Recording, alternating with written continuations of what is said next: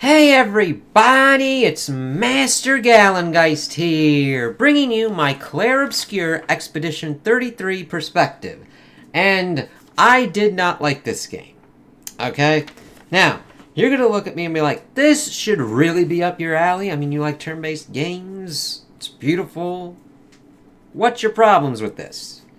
Glad you asked. So, I thought I would enjoy this as well. However, the thing that really needs to be understood is when you have a game, if the gameplay is rock solid, you will deal with a bad, shitty story, because you can at least still have fun with the gameplay aspects. However, if the reverse happens and you have a really good story, or even one that's got a lot of potential, and the gameplay does not click with you, there ain't nothing you can do about that, because it's interactive kind of medium shit. So, my biggest pet peeve with this is the combat system itself. I do not like the dodge and parry mechanics. When I'm playing a turn-based game, I have different kind of ways, like a different kind of mindset than if I'm playing an action game or an FPS or anything kind of different, kind of like Animal Crossing cozy kind of game. This brought things into it that was more Dark Souls-like to me. Now, I have played and beaten Dark Souls 1, 2, 3, and Bloodborne. I will tell you, I did not have fun in any of those games. I did them as challenges to pretty much see if I could beat them. I did not feel great after beating any of the bosses. It was more just a relief that it was done. I wasn't like, yeah, I fucking beat this challenge. No, that wasn't there at all. I just figured out the way to beat the puzzle, and that was it. So, that kind of definitely leaches into this, because I do not like those games. And having the dodge and parry system put into the turn-based is not how I like my turn-based games. I can deal with taking hits or configuring myself to do reduce damage and taking damage or whatnot. Like Dragon Quest XI is probably my favorite turn-based JRPG of all time.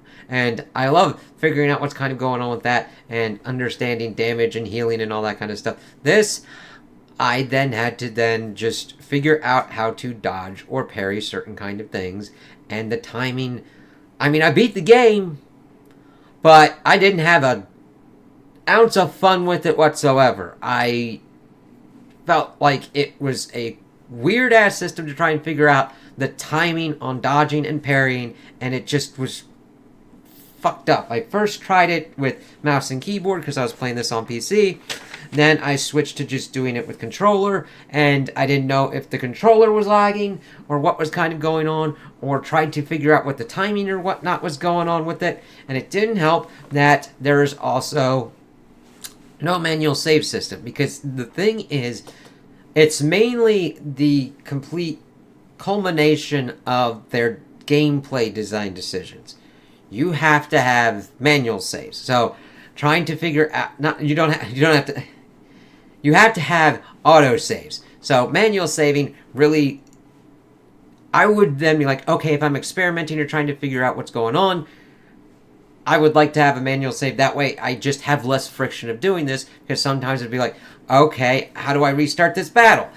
Depends upon how the auto save kind of works. So instead I would just fucking stop my turns, just be like, skip it, skip it, skip it, die, you stupid bastard fuck, and then have to do that to try and figure out what was kind of going on for any kind of attack thing.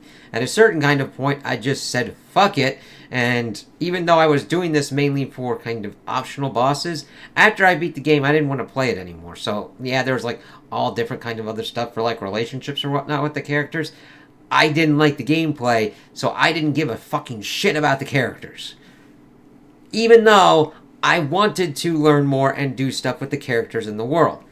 That was the crux. It was like, I don't want to do anything with this system. It pretty much was, it made me vastly like Final Fantasy X more with how his story was done and everything gameplay wise.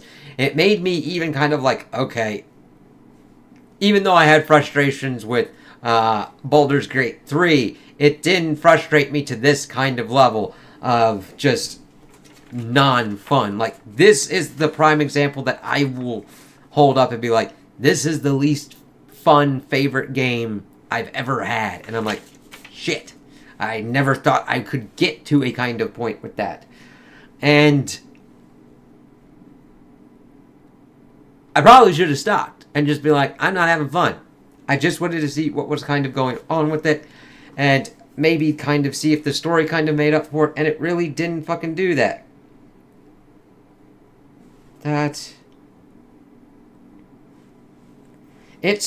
The thing is, it was like, mess with it, like finding habaneros in a PB&J, and it's just, okay, everybody's saying, this is great turn-based. It's like, alright, cool, that's my PB&J. And then finding, like, this weird kind of shit that just, like, burns your asshole, and you're like, what's with this PB&J? What the fuck, my friend?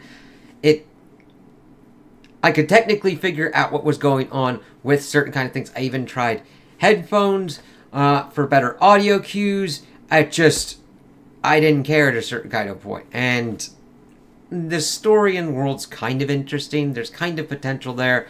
But even if the gameplay was up to par, I think that the story has issues on its own, because we start most of it dealing with 67 years ago prior, there was, pardon me, I've got itchiness.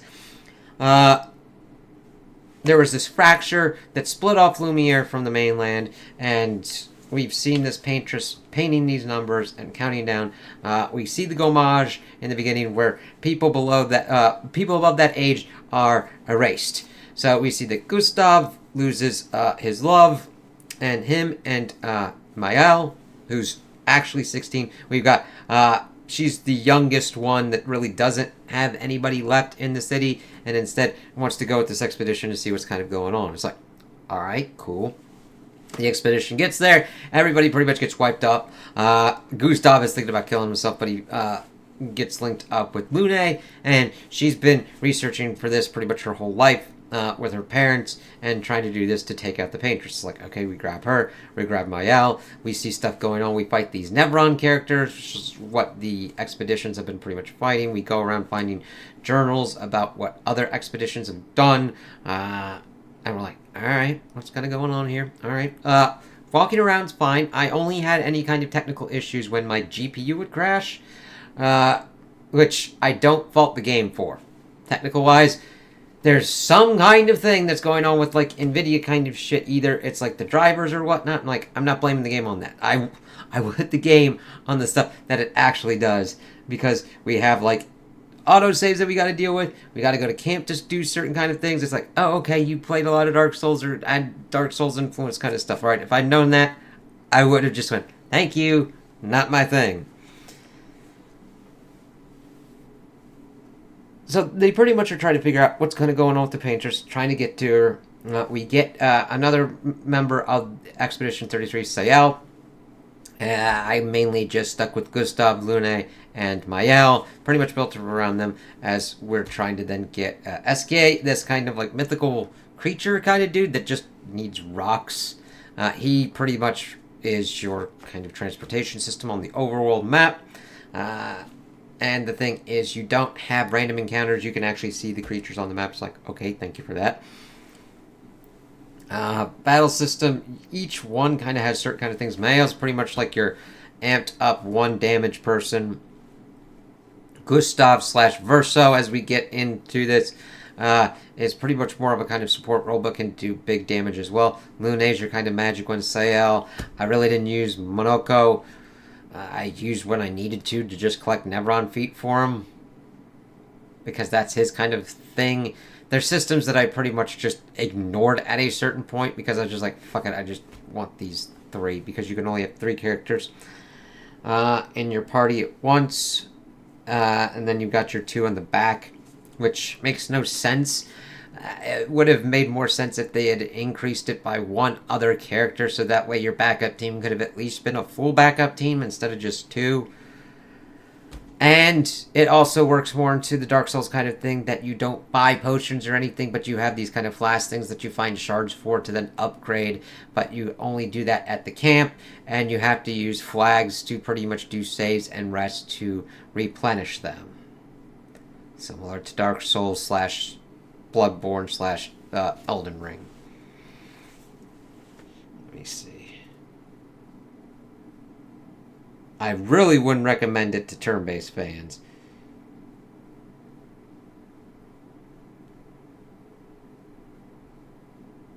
Let me see.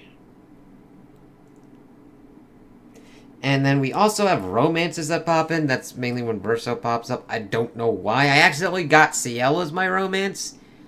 But I pretty much tried to dodge her one thing, but whatever. I really didn't care at that point. Crafting also for weaponry, you'd have to find these kind of chroma elements to kind of do them, and it just was really kind of strange. Like, not everything needs crafting kind of elements. And I use crafting loosely here because it's used for just kind of its upgrading kind of path. But I'm just like, just give me better weapon at this point. It's whatever. There's also certain kind of weird little quests that Gestrels do. It's just like, alright, Gestrels and Grandies are the kind of non-combative kind of ones that are popping up, but it's like, alright, whatever. It just felt kind of weird. About how in weird kind of crafting stuff as well. Alright, then we kind of get into the pretentiousness of this stuff. So we're going through, and we see that Renoir pops back up. We're seeing these flashbacks of these weird fucking things of like, what the fuck's kind of going on here? Because we're getting seated a little early on, but because the story is not exactly what we have in mind. It's like, alright, so we get Esquier to get his kind of stuff. We're kind of going to swim on him to this other island, but Renoir pops up, the white-haired guy, because he's old as shit, and he's immortal, because of the paintress. Because we see Gustav pretty much sacrifice himself to protect Maëlle, and then Verso pops up, and pretty much gives the lowdown that him and Renoir are father and son, and that they're kind of immortal because of the paintress, so they kind of want to end this kind of shit, so they want to go kill the paintress with them. So we're then rigmaroling that we need these Axion hearts to then make this kind of thing that can burst through her barrier. Let me see. And like take out her heart. Now they get to pretty much this mansion, this manor that we've been seeing throughout the game. And that's where the paintress' heart is supposed to be. But Renoir kind of teleports it away after you fight him, and everything's kind of like, fuck. But we get the whole thing, we kind of get up there, and let's see. They defeat Renoir and the paintress herself. They return to Lumiere's heroes. However, not everything as they appear, and everybody pretty much gets Gommage wiped out because the curator is the one doing it. And we learn that this is a canvas, that there's a quote-unquote real world out there that is with Alicia, Verso, Clea, Aline, and Renoir, and that Aline has pretty much sequestered herself in this, the last painting of Verso, that's got a bit of his soul in it, and that he died in some kind of accident that horribly scarred Alicia as well. And Renoir is pretty much trying to destroy the painting to get Aline to get out of it. So it's essentially along the lines of this grieving family had this giant kind of tragedy kind of happen. And we also see that Alicia was sent into the painting as well, and that she is grubbed up in being Maëlle. And we've had all this kind of stuff that's showcasing that these characters of the painting are real and sentient and everything like that. I mean, they're grieving for their fallen ones and everything like that, but the funny thing is they're like, yeah, fuck that shit. It's like, what? Because you have two choices at the end that we'll kind of get to. It's just really kind of weird because it's like, okay, if you don't care about the canvas people, I don't care about these motherfuckers. I mean, the gameplay itself is pretty much kind of fucked me on this anyway, so you're not really getting me much more on this. It's like, let's examine the kind of creative stuff and everything like that. It's like, okay, yeah, alright, what the fuck's kind of going on with this? So the painters got defeated, and the curator destroyed that all, and we get flashbacks to the Desandre family in early 20th century Paris. And of course, since 33 is their kind of number, they have 33 days in December because we see that in Verso's grave. Yeah. That evidently there's artists capable of creating worlds within magical paintings. We also get writers, and there's some kind of war thing going on that Clea's fighting them. That evidently Alicia was kind of tricked by them, which led to the whole thing with Verso dying. Aileen created copies of her family in the canvas. Of course, extended stays in the canvases are unhealthy, and Renoir is attempting to force her out, and their clash caused the fracture. To shift the stalemate in the father's favor, Clea created the Nevrons and tasked her sister with aiding him. However, upon entering the canvas, Alicia Desandre got overwhelmed by Aileen's power and reincarnated as Mael without her memories. So, I understand that we're trying to talk about, grief and moving forward because they're tomorrow comes for those who come after doing, journaling and shit for, Gustav's apprentices. It's almost like they completely just ham-fistedly force it into certain kind of ways of okay, Mael wants to defeat Renoir. They do that. Renoir says, alright, then come with me. She's like, I'm just staying here for a little bit. And she's like, she's not gonna. So her thing is if you choose Mael at the end, she's gonna stay in the painting pretty much until she dies. And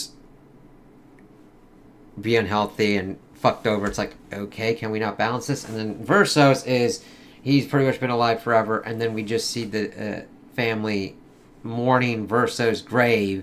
But I didn't get a healthy kind of thing from it because Clea is really still kind of dismissive of Alicia and is doing stuff for their war stuff and doesn't really look like she's lending anybody any kind of support in this kind of scene. Renoir is just keeping his wife pretty much supported, and I don't really see anybody supporting Alicia. So essentially what it boiled down to is that Aileen and Alicia were pretty much trapped in a Minecraft server. Renoir decided to try and boot them out and delete the server instead of creating any kind of limits or setting any kind of thing up and actually fucking talking with people. So that's why I don't view this other one as healthy at all either, because he was doing control freak thing to tell them how to grieve Verso. Now I understand they're putting the whole thing in that if they spend too much time in the paintings, they'll die and all that kind of stuff. It's okay, can there be no kind of system or no kind of actual fucking talking with these people instead of just oh yeah, boom. They also amp it up because of the piece of Verso's soul continuing to paint for the kind of canvas thing in there. But at this point, again, I did not give a shit, and I didn't give a shit about these characters. I gave more of a shit about the canvas characters. So your choice is to let her be like a mad god and die eventually in the canvas, or destroy all the people that you've been really actually connected with throughout the entirety of the game, and her waving at them and having a little SK stuffed figure at the end. And I'm could there have been no kind of fusion of these two endings? Why do we have these two endings? Good luck attempting to try and make another sequel for this kind of thing, because you can't bring any of these other characters back. And I don't fault any of the voice actors or anything like that. There's just not much done there. They do more of this stuff with the whole questing of going after the painters. It's it still goes along the tropes of the JRPG of fighting God kind of stuff, but it's yes, French gods. It's family fucked up French style. It's all right.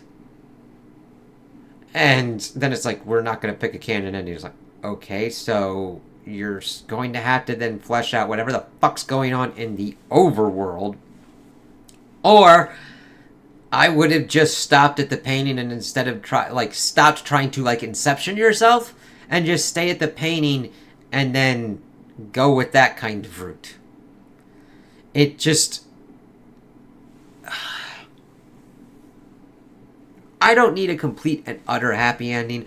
I could have taken a bittersweet thing where they decided to make the canvas self-sustaining and let them be alive and then move on from there and let time pass and everything like that and still move on with their lives. It's just like, oh, let's give a shit ending here and a shit ending here, where it kind of fucks over everybody, because I don't see Alicia getting any kind of really kind of support, because Cleo was very dismissive of her, because she kind of, quote, loves and hates her because of what happened to Verso. It's like, okay. And she's just throwing herself into a war to fight with these writers that we really don't know much about, other than they're potentially linked to what was going on with Verso and Alicia. It's like, okay, that doesn't seem healthy. And she's just like, whatever, leaves flowers at the grave and just like pieces out, and pretty much just wanted Alicia to like help the father kick the mother out of the Minecraft server.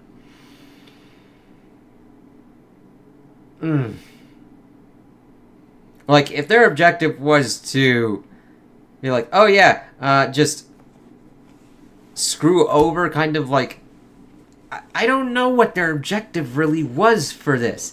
I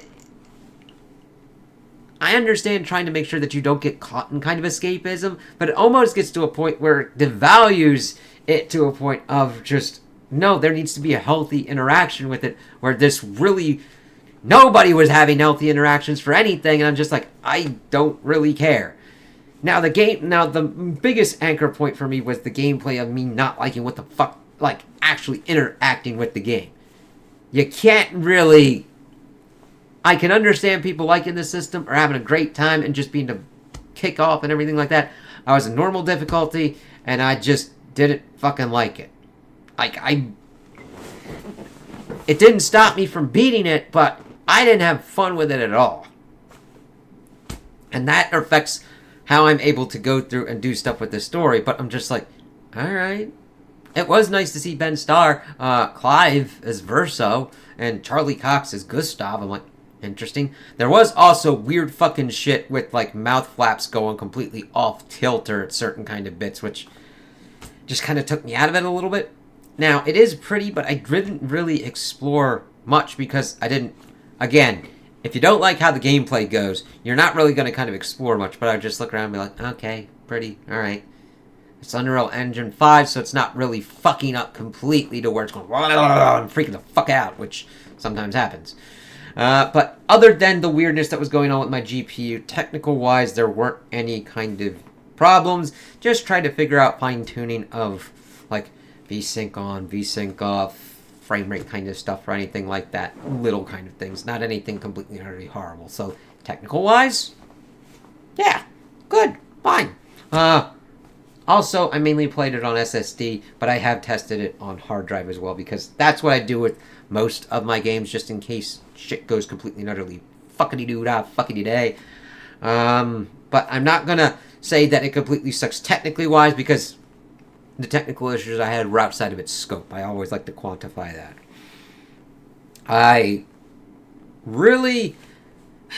It's the gameplay that really kind of was the hit for me. So when talking about like recommending this, I would only recommend this to people that like turn-based RPGs and Dark Souls with the dodging and the parrying.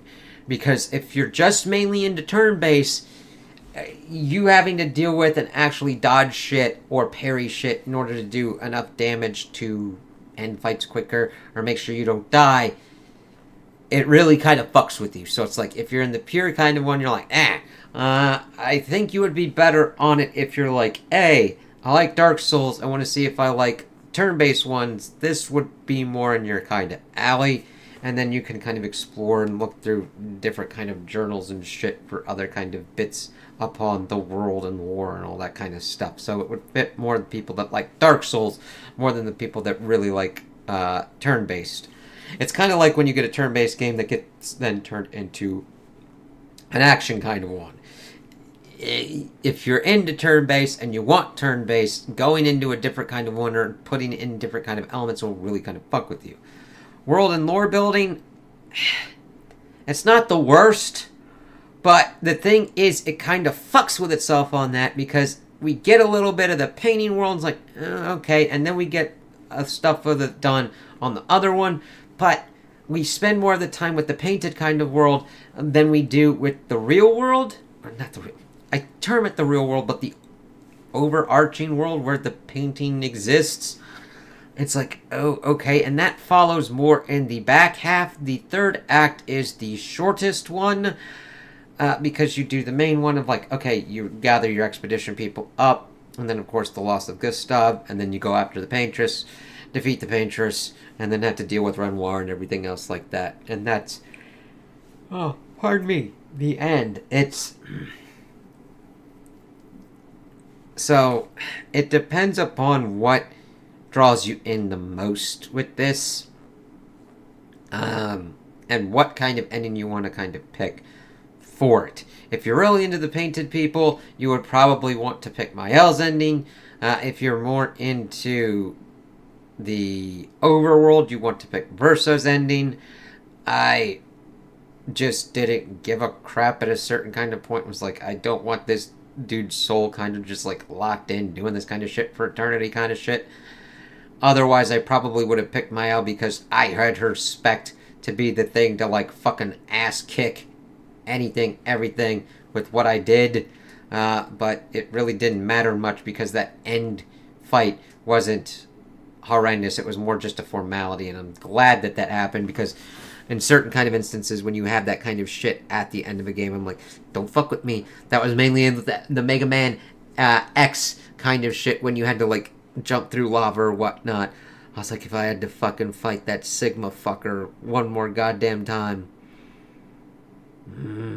That definitely had controller fucking issues with inputs. That one did. So, I wouldn't recommend this to people because I didn't enjoy it. But if you enjoyed it, love the shit out of it, think it's a perfect kind of RPG game and turn-based game, that's fine. That's awesome. I want you to have that. I'm glad that this got people into liking it and loving it and having all those kinds of emotions.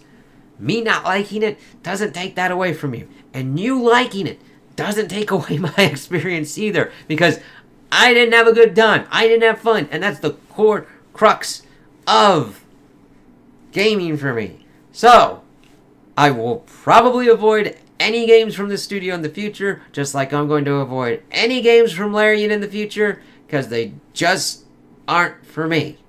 And that's cool. I want them to be there for you guys, for the ones that love them and the ones that have fun with them, because that's important. If you have fun with it, yeah, I just didn't this time. So those are my opinions on the game. Tell me what you guys think in the comments below. If you liked it, if you didn't like it, if you agree with me, if you disagree with me. Also like and subscribe, and I hope you have a good day.